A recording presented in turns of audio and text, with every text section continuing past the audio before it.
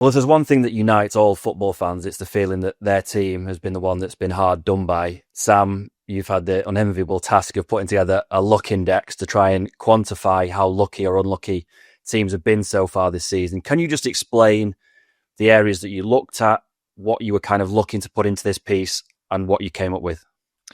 Yeah, it's a tough task, but I was willing to challenge the idea that luck evens out over the course of the season, which I think VAR has done a good job of suggesting that maybe it doesn't, and also challenge the idea that you play every team twice, because ultimately if you end up playing Manchester City and they're missing Erling Haaland, that is going to change the complexion for you. And the same can be said for Arsenal without Saka, and last season in particular, if Mohamed Salah had missed any games, then it would have been a very different game. So is there anything that we can track through the season to see how that context applies, was my question. So I had to figure out what was I going to be picking out here, and injury issues is certainly one of them. So I'm steering clear of like a handful of injuries here. Like if a real star player or a particular team's MVP is missing, then I'm going to note that down. I'm also going to try and notice when entire position groups are injured as well and missing, and there've been a couple of examples of that, like if all your centre midfielders are injured, or all your right backs, or all your left backs, that's going to put you in a very tough spot. I'm also a believer in the new manager bounce. I don't know about you guys, but I am a believer. So the next team up after that tends to be the unlucky one, because they probably would have preferred to play them the week before the guy got sacked. And then the last tranche is confirmed refereeing errors. So we've got 6 so far this season where the KMI panel have adjudged that VAR or referee got it wrong. So we'll work that in as well, because that is unfortunate. In a low scoring game, if a goal is chalked off wrongly, that's going to impact you. And Mark, I know that just from our conversations off camera that you're a little bit sceptical about the role that luck plays in a Premier League season. I mean, when you've read the piece that Sam's put together, what are your initial thoughts? Do you think that it does play a massive part? Yeah, I mean, look, credit to Sam, it's a comprehensive study. It's definitely in depth. But I think one of the areas that I'm certainly sceptical about is the suggestion that Fulham have been unlucky because they were without a couple of strikers at the start of the season. Well, that's correct, but that's down to recruitment, surely, because at the start of the season, all Marco Silva was saying was, we haven't done enough in the summer, we need to bring in more players. So that isn't down to luck.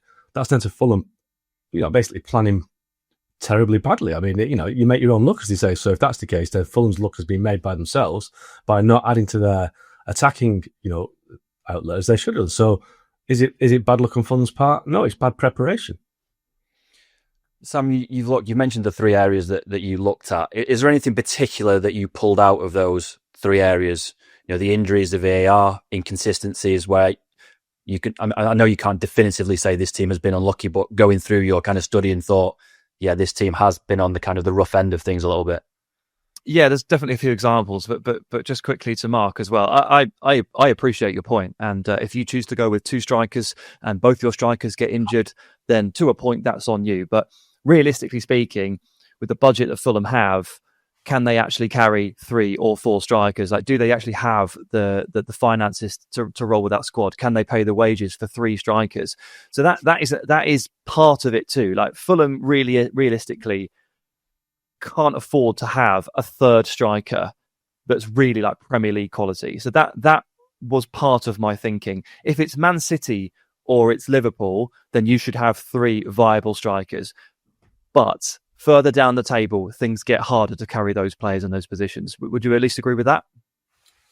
Yeah, but we know that Fulham went into the season with issues anyway that need to be addressed. So that, without turning it into the Fulham podcast, that's my point, in the sense that I think that bad luck is luck can be like, say, an example, for instance, not even for Sean Dyche was complaining, I guess rightly, that the Man United's opening goal in the game at the City ground was that the ball hadn't gone out of play for a corner, but the corner was given.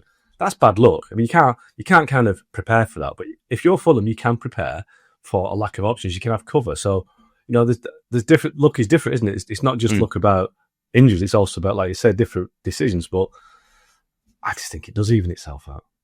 It may do over the course of the season. We're only 11 games in, so this is we're roughly a third of the way through, and this is a look at what luck or unluckiness has shaped the campaign so far. And you know what? I might publish another edition in 3 months and things have really changed for Fulham.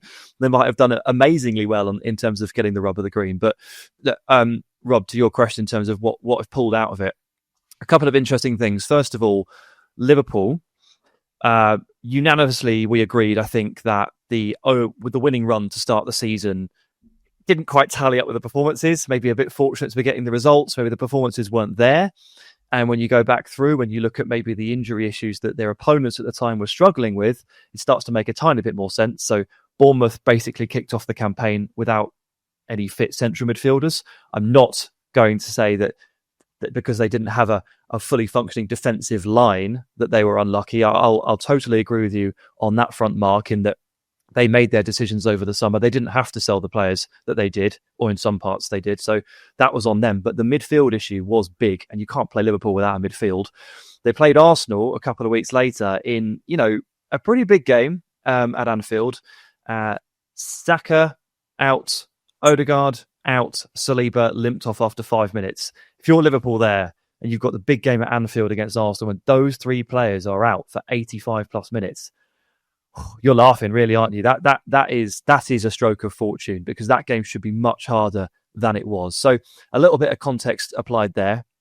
And then Arsenal, I mean, they've had a lot of injuries. I've just referenced the fact that they've had to play a big game against Liverpool without three of their big hitters.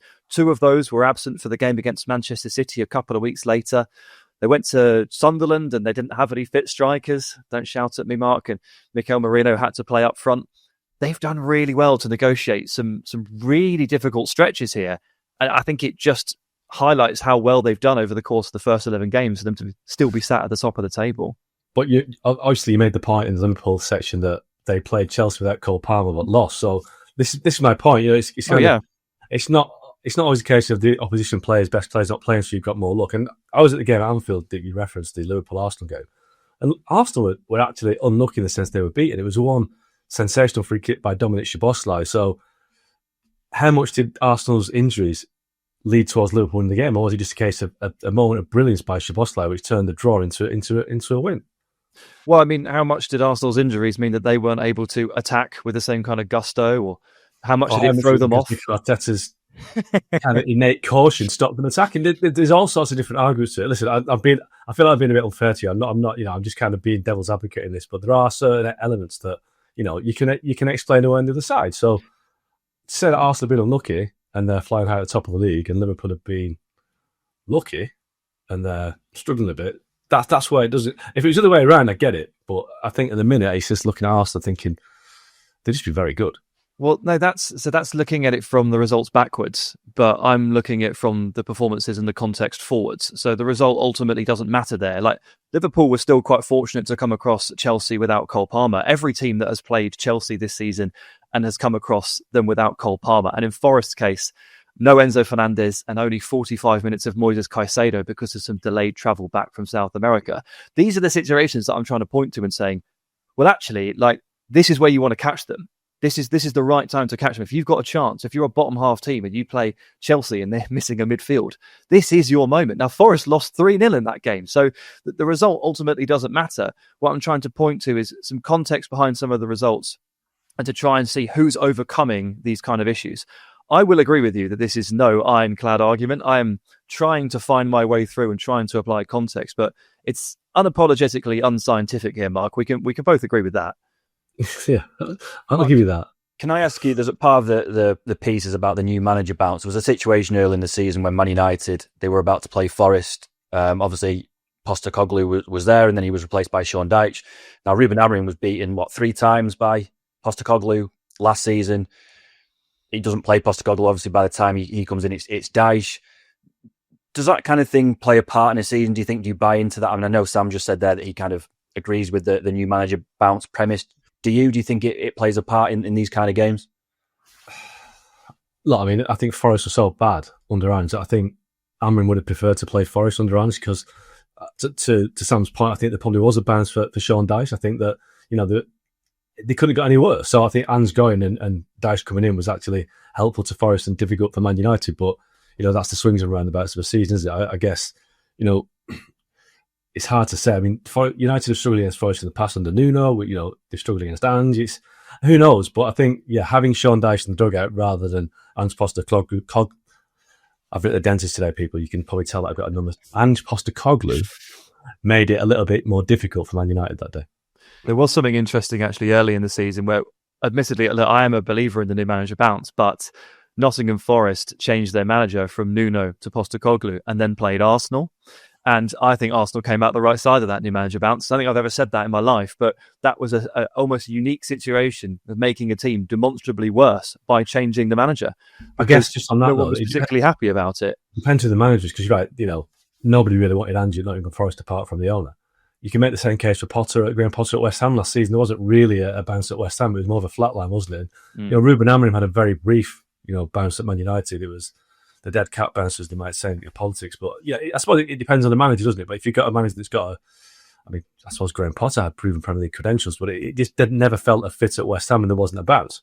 So it depends on who the manager is, like you say, Sam. If the players and the fans are embracing that manager, you've got more chance of it all coming together to have the bounce. I think what we're trying to say there is that usually when you change managers, you're trying to make a positive impact. Yeah. But somehow over the last 2 years, we've had some teams change managers and create a negative one, which doesn't make any sense whatsoever. There's no point Graham Potter as Postecoglou, you've got a chance. Yeah. just to finish then, Sal, I mean, the start of the piece is that luck evens itself out over the course of a season. And I think we can probably all agree that luck in certain decisions does play a part, whether it's a VAR decision that is proven to be false after the fact. Do you agree or disagree that luck evens itself out over the season? Or are there going to be teams this season that are going to look back and say, we were really unlucky? So I think you can split that down into different categories. And I think with VAR, I've been reading Dale Johnson's work for ESPN over the last few years in terms of tracking all of this. And look, ultimately, some teams do tend to come out of the season a couple of decisions up or a couple of decisions down. Probably no more than that. So quite close to the line, but a little bit of movement. In terms of injuries, look, if Erling Haaland was ruled out for 3 months and you were one of the teams that got to play them, a team could conceivably play them twice in that period.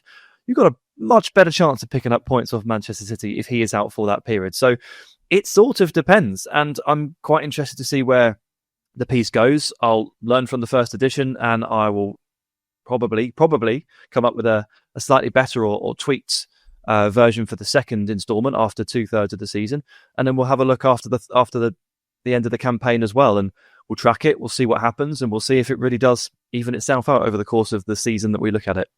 Just over the years, we're going back over Premier League history now. There's certain mistakes, like decisions that have really, really hurt teams, like the Pedro Mendes goal at Old Trafford that time for Tottenham, which didn't count. The game, the Sheffield United Aston Villa game a couple of years ago during COVID, which ended up, I think, costing Sheffield United a place in the Premier League. So certain instances of bad luck can be catastrophic for some teams, can't they? Yes. The Sheffield United one, there were 10 games to go in that season. There was a while yet to recover, but when you're down there and even a goal is hard to find, then that can have a cascading effect on your mentality and your, I guess, the atmosphere in the dressing room for the remaining 10 games. So yeah, I think we absolutely know that sport is mental, football is psychological, and bad decisions or bad luck, or when you're feeling down and when you look around and your leader or your best player is missing, it's going to hurt you, not just on the day, but moving forward as well. What would you say, and I'm putting you on the spot here, the biggest element of good luck or bad luck that you can think of this season that's affected a team? That is putting me on the spot. The Forest corner one for me, that I thought that was really, really unfortunate, because in terms of that just has a massive effect on the entire game.